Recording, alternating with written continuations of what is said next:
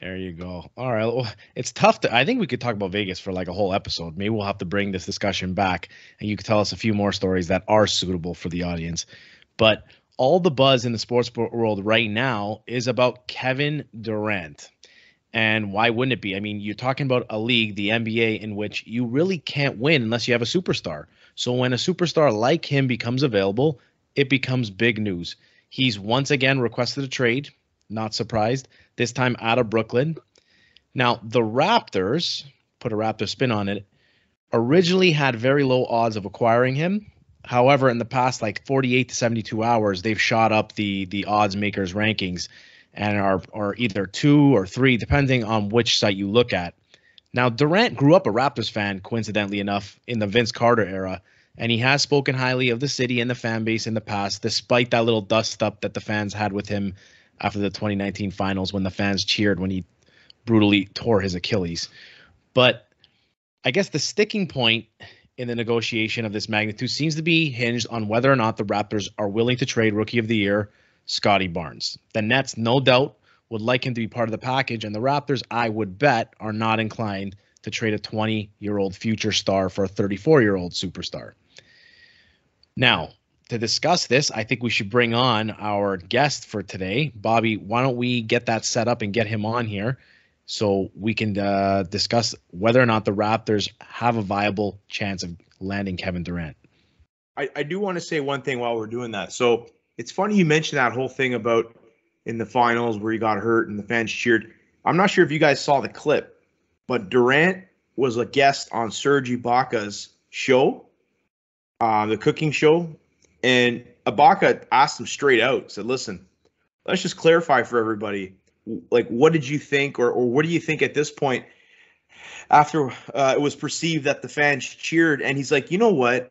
I'm over it. Essentially, I'm over it. It was something he's like, he understood that, Toronto was their first time in the finals. And he actually said that the fans kind of treated like a college atmosphere.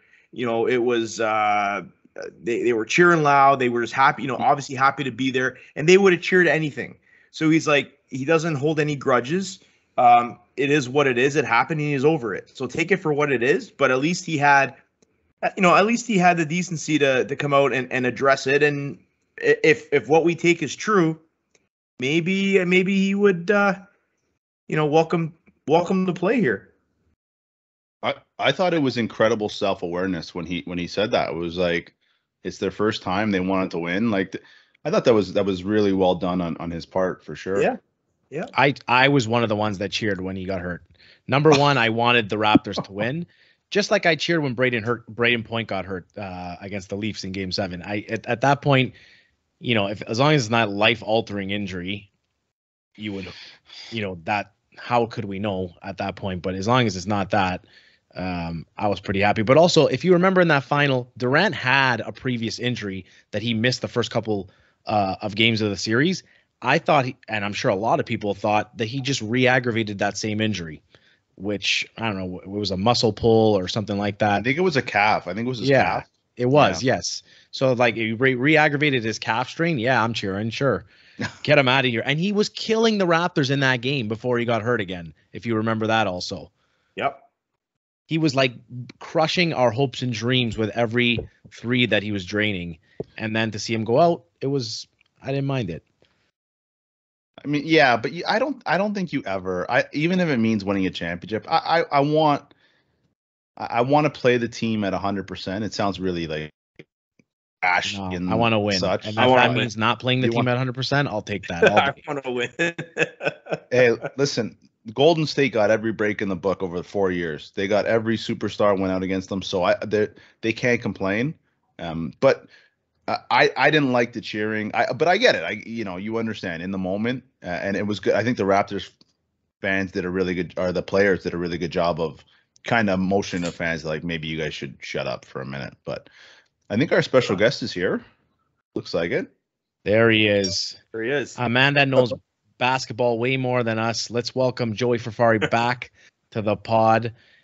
Yeah, you could check him out, NBA on the Block on Instagram for great basketball commentary. Joey, welcome back. What's up, boys? Been a while. How you been? Not as good as Bobby. but pretty good. Fresh off Pretty that good. big We all just can't come back from Vegas, and then he has another week off because he's sick. Boo hoo. He brought some IVs back with him. Yeah. So Joey, we were just discussing the whole Durant saga and whether the Raptors really are a player in this thing, and the whole thing being hinged on whether they are willing to give up Scotty Barnes. Hopefully they're not, and we don't think they are. But I guess my first question for you is, without Scotty Barnes in the deal, do the Raps have enough to entice the Nets to make this deal? And if so, what would a deal like that look like? Yeah, I would say so. It's tough because obviously the Nets going to ask for Barnes, but at the same time, speaking with a buddy, and I don't know how many teams have a better offer than the Raptors do. It's the Suns there with Aiden, and across the league, his values kind of dwindled away, especially after the last series. So they're definitely not trading Booker, and then you're looking at other teams that are there. If it was Phoenix, it would be Booker. Sorry, it would be Aiden, and then also probably Bridges and maybe like Cam Johnson and a bunch of firsts. Pick swaps and all.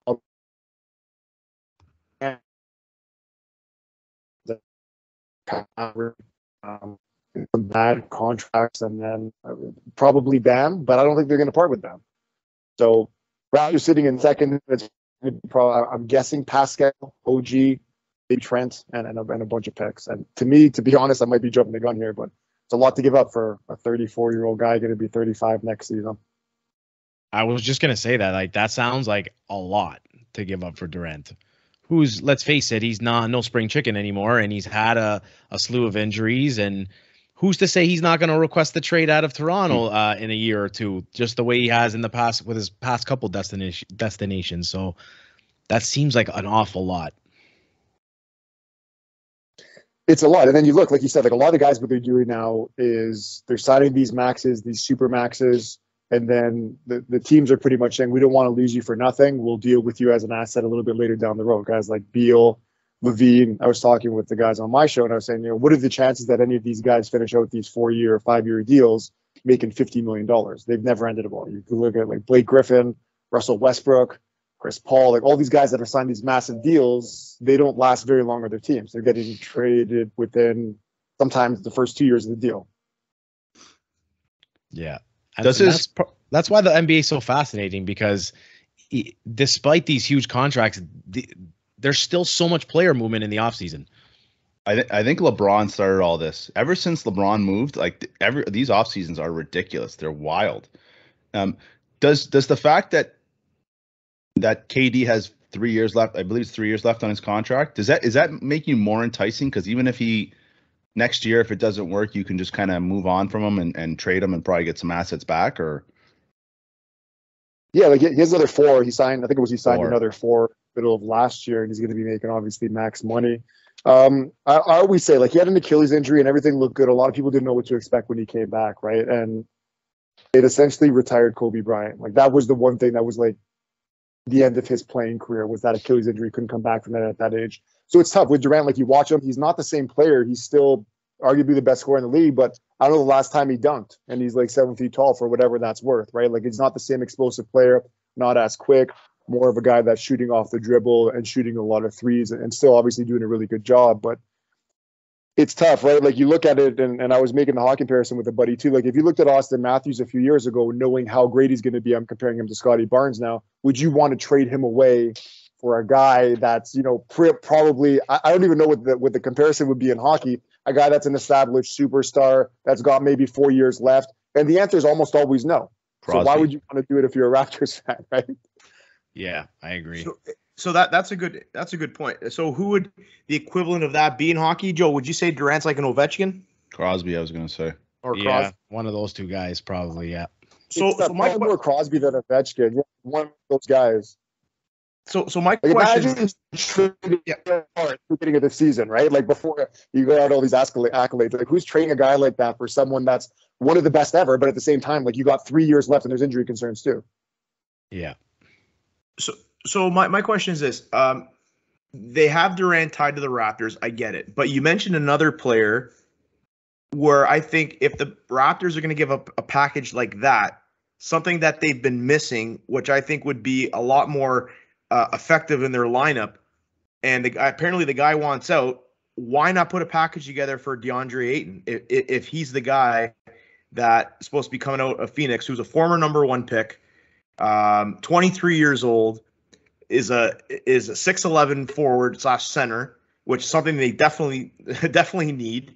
You know, we're talking what 17 points a game they have up here on his stats. Like, that's the type of guy that gets you that next level, right? That's the type of guy that you build with your club. Could they not put a similar package together for that, or is it going to take a lot more? How much more, right? Could he be somebody? Because I've kind of seen that there's a possibility that could happen as well if the Durant thing doesn't work out. It could, but the thing with centers now too is it's not that they're really a dime a dozen. Like, Detroit was probably the best landing spot for him. Detroit pretty much said we're going to pass. They took a center, Jalen Durant, in the first round, right? So what teams are looking at now is, and especially with the Raptors, you're going to pay a center who's, I don't want to say expendable, but easier to find. You're going to give him what, 25, 30, $35 million a year on a max. A lot of teams are saying, no, I'd rather pay a guard. Like, Gary Trent's contract's coming up. Fred's a free agent at the end of this year. There's a lot of guys you have to pay. And for as good as Ayton is, I wouldn't say he's great or anything like that. For as good as he is, I don't know if you really want to mortgage the future, because, you know, Phoenix is trying to convince teams that he is a big time ass and they want something back, when everybody in the league knows he doesn't want to go back to Phoenix. That relationship's pretty much done, and they're just trying to find a suitor for him. It's almost like, give me some contracts and I'll, sign the papers and you can take Ayton from us. I don't know if Ayton's a really good fit here, but I think Durant being a natural scorer, that's the one thing that the Raptors really lack. They don't really have a natural scorer. Like, Siakam's like he's not really that natural kind of scorer. Like, the fit works here for Durant, though. No, I know there's injury concerns, but you plug him into this lineup. But if you're gutting the team, taking Pascal and OG and Gary Trent Jr. away, and you're adding Durant, is there still enough around him to be a championship contender? Like, if I'm going to make the deal and get Durant, I want to be a contender. I don't know if that happens if I'm getting rid of all those guys. Is it possible to make that deal without sending Siakam that way? It's like, originally the rumors were like something like OG, Gary Trent, Ken Burch, and a bunch of firsts. But the thing I was saying too is, you look back at all these trades that have happened, whether it was the Paul Pierce, Kevin Garnett trade, and even the Rudy Gobert trade, which was, a lot of people looking at like that makes Minnesota good. And it's like, even Rudy Gobert, like, he's a guy that's never, I know he's made some all NBA teams. He's a guy that can't score to save his life too, right? So you're going to trade all these future picks, and everybody's like, oh, don't worry, we're going to punt 5 years down the road. We're giving up 5 first-round picks. Those trades never end well. So even if you're getting Durant here, who's, in my opinion, like top 10 ever player, yeah, like, you would have to, and I mean have to, win a championship to even justify anything going down. It didn't work for the Nets. It didn't work for all these teams, and it's not going to work for Minnesota. They might get to like a conference final, but like, I don't think that team's good enough anyways. And it's just way too many assets to give up for something that's not guaranteed. And like I said, you still have to win a championship, and that's tough. So, go ahead, Rob. Is OG and a few, like OG is still a pretty good player. Is OG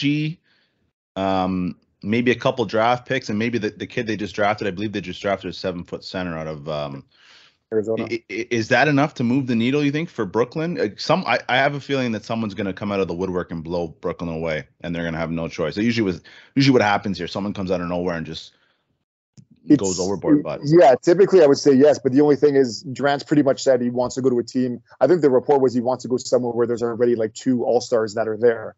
So there's not too many suitors, right? Like, you're looking, most of the teams that have assets are all bad teams. Look at a team like the Lakers, they're trying to get Kyrie. Like, they traded everything they had to get Anthony Davis. They got their title, and now they can't make the playoffs. And now they're stuck with Westbrook's contract. So Durant has to kind of sign off on a trade too. And I just don't, like, he said he wanted to go to the Heat or to Phoenix, who were, number one in the East and West respectively. So he's not going exactly to any team that's rebuilding. So it's tough. Is it a bad look if he goes to a big team? Because this guy's he's already gone to Golden State when they were on top. Doesn't he kind of have to go somewhere where maybe like a 5, 6, 7 team, like maybe the Raptors, to kind of elevate them instead of just, because people are going to say you're kind of just tagging along again. They're already saying that.